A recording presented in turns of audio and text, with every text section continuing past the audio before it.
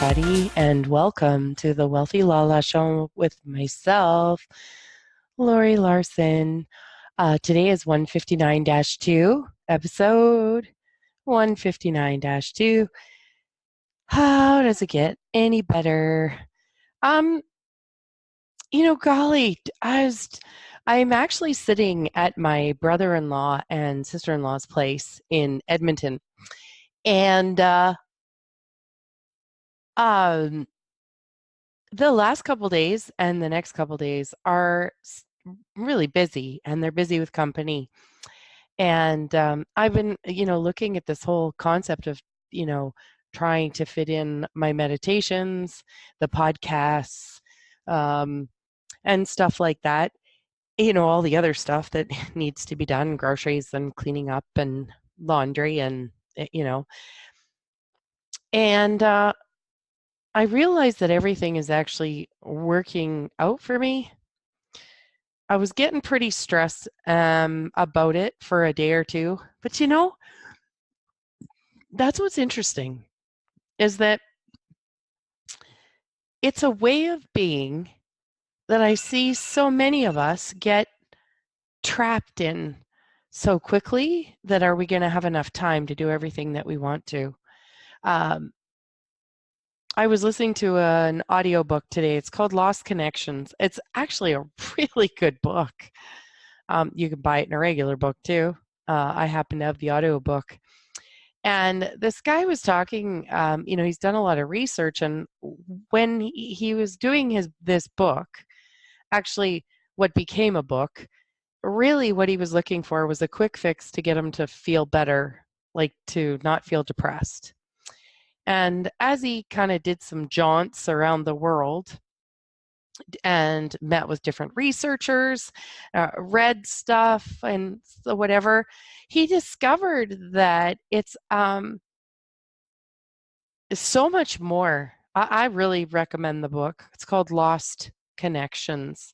And let me just see if I can, I'll just, Johan Hari, Hari, Uncovering the Real Causes of Depression and the Unexpected Solutions.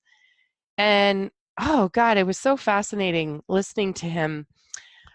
He actually, him and a buddy actually even went and spent a bit of time at an Amish, like AMISH community to, meet with them and, find out sort of what their secrets are for their sense of community. What did they find out about their life? It was kind of interesting because with the Amish communities, they, is it when they're 18? I can't remember what age they said or if they set an age, but there's a point in your life where you're actually sent to live in the real world, as in our world, our whatever we want to call our world, industrialized, but basically not the oh, excuse me. I had to pause the recording to hack up along there, folks. I tell you, it's almost gone. It is so much better. I am so grateful. All you need is a little bit of time to not feel well, and then you start feeling well again, and you feel like $1,000,000. So anyways, these Amish people are actually sent to live out in our world, and for at least a couple of years. And they do the thing where they drink and they, whatever. And what's interesting is they have over 80% of people come back because they've created such a sense of community and, for the most part, having each other's back, that it's very appealing. Now, there was downsides to it. It's not going to be, it shouldn't, I don't think, for any of us, it should be an all or nothing, Amish or not Amish kind of thing. But I get that there's some little things that they do there that really invite people into something else. And one of the things that they talked about was this Amish fella that Johan was talking to, was that they really encourage and live by a life of being, like, slowing down.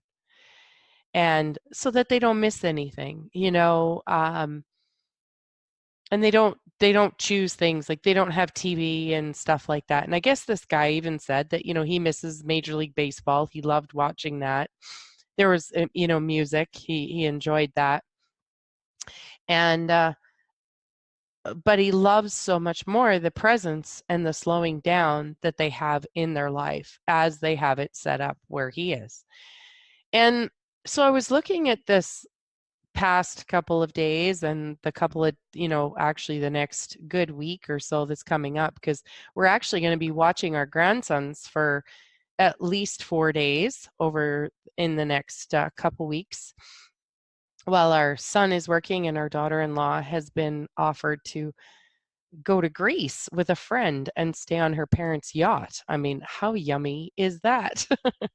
So, um, anyway, so we're supporting them in being able to create this as a possibility. And I'm just really aware of how busy um, this can all become. And I've noticed already, yesterday was my hubby's birthday, and we had our kids and grandkids over. And then, I'm waiting right now to pick my cousin up from the airport, and she's going to be staying for a day or so. And then there's the driving around and stuff like that, still catching up on things. We've had a lot of rain, our grass is behind. We've got a wedding, this family wedding on this Sunday, this long weekend, birthday party for our grandsons on Monday. And then we watch our grandsons for, a handful of days, and however the rest of the month ends up going. And like, you can feel how easily it is to go to, holy shit, is that ever going to be overwhelming? Boy, that's an awful lot. You're going to need to rest and all this kind of stuff. And what I've been learning more and more, like through listening to Dr. Joe's stuff, is if we're actually present, like really present with our lives, that's where our lives happen. That's where the most energy is actually resourced in our lives. It's in our body. This is when we're living in the past, worry, or more fear and stuff like that, or in the future, which is more worry or anxiety. Um, that's more when we're not present, with our bodies and with what's going on with our lives, and the energy is actually, or the energies we're choosing are actually draining us.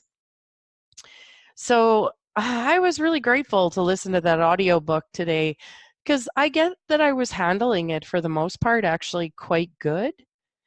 And I'm also really aware that there was another extra beautiful more space that I could perceive, know, be, and receive with all of this. How much more can I enjoy the visit with my cousin? How much more can I enjoy um, just all of it, just all of it. And what's really neat too is I look back, and when I went and bought groceries, I was kind of like, why am I buying this? Some things were like light for me to buy. And I was like, why am I buying this? Or why am I buying this?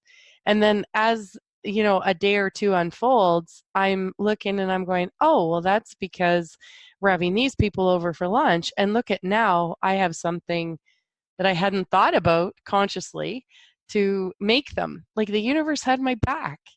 And it's like, here, we'll get Laurie to buy this bread, and we'll get her to buy this sliced meat, and we're going to, whatever. And then they can either have sandwiches or grilled sandwiches or whatever. And last week, she didn't know why she was making that honking big pot of butternut squash soup.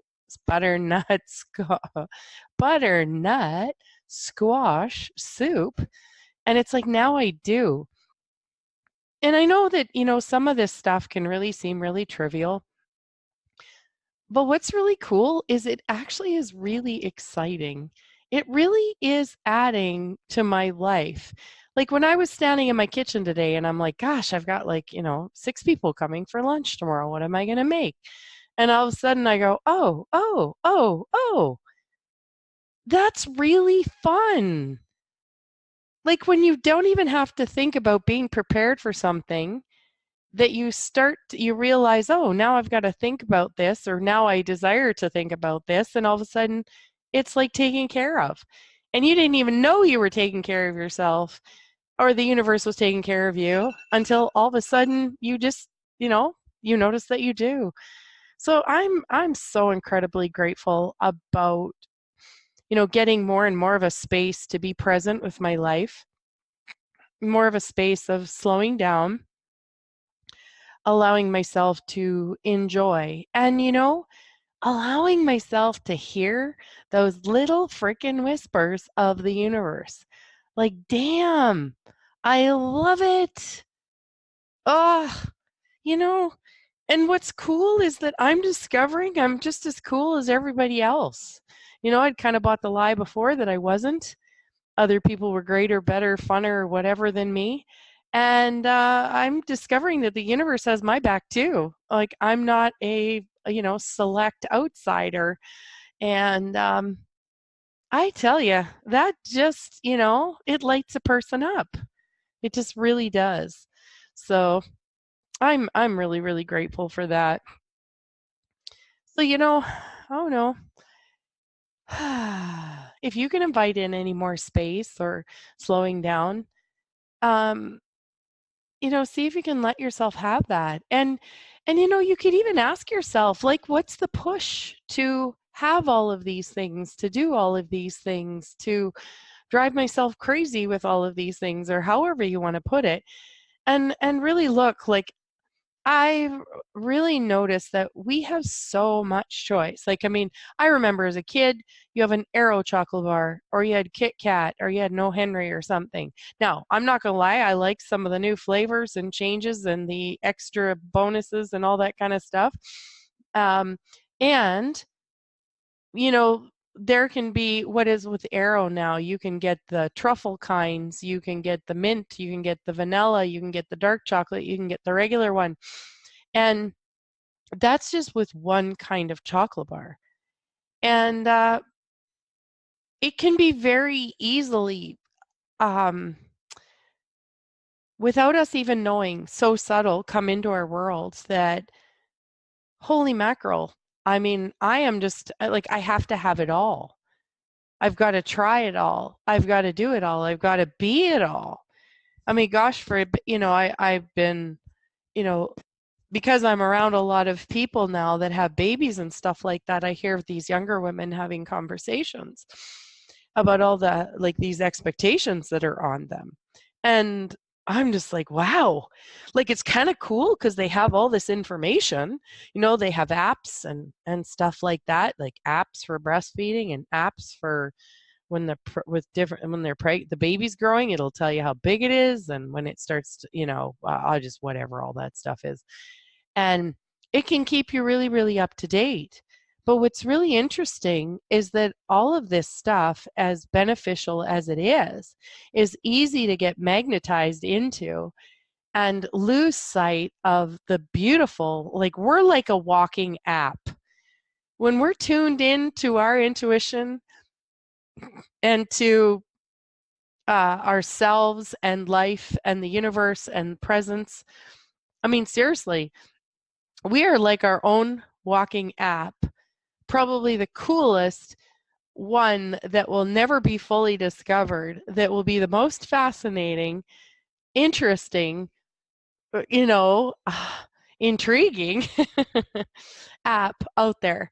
And wow, could you imagine? Like, could you just imagine how cool if we were to be able to spend more time with that? And just ask for a little bit, just ask for a little bit here, ask for a little bit there. I wonder where we could, and see, just see, just, you know, yeah. Because I tell you, I like my phone. I like going on Facebook. I like going on Instagram. And I will tell you, nothing is like the hit when I'm standing in my kitchen today and I'm like, oh my God, I've got all this food. I can make these kind of sandwiches and I've got soup. Oh my God, thanks, universe. You had my back. And I listened without even knowing I was listening to the universe. And it created a ease for me for tomorrow with a lunch. Like, so anyways, yeah, I'm just all of that. I just wish you so much ease in your life, so much presence, just so much enjoyment of yourself and everything that you've created. And I just want to give you a really, really big hug. Thank you so much for listening. And we'll check in with you on the next show. Big hugs, you guys. Bye bye.